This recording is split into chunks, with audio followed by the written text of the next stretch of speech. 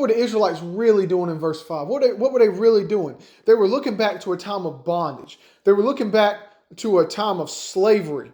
And it's ironically funny, in verse 5, they use the word freely because they weren't free. They were slaves. They were abused slaves in Egypt. And this is the time that they're pining after.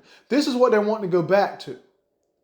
I mean, let's be real here. They weren't just longing for the buffet at Golden Corral. They were reminiscing about the days of Exodus 1:22 when they were, drowning all the Hebrew boys in the river, the Egyptians were. Or maybe they were reminiscing about the days of Exodus 2:11 where the Egyptian slave masters are cracking whips over their backs while they make bricks out of straw. That was the reality of what Egypt was for the Israelites. In fact, they cried out to the Lord about it. Exodus 2:23.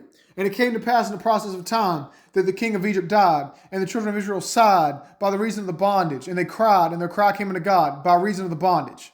Exodus 3:7. And the Lord said, I have surely seen the affliction of my people which are in Egypt, and have heard their cry by reason of their taskmasters, for I know their sorrows. Exodus 3:9. And the Lord said, I have surely seen the affliction of my people which are in Egypt, and have heard their cry by reason of their taskmasters, for I know their sorrows. Point.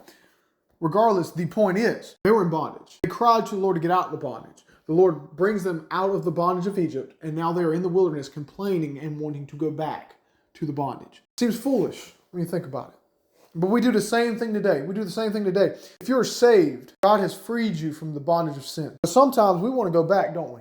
We want to go back. Sometimes we feel that temptation. We just want to go get drunk one more time. We just want to go, sleep around one more time. We want to say something ugly to somebody one more time. Do a little bit of gossiping one more time. Cuss someone out one more time. Look at some porn one more time.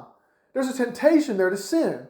There's a temptation to go back into bondage. Sin's going to do that. Satan is going to tempt you with temporary pleasure in hopes of causing you eternal pain.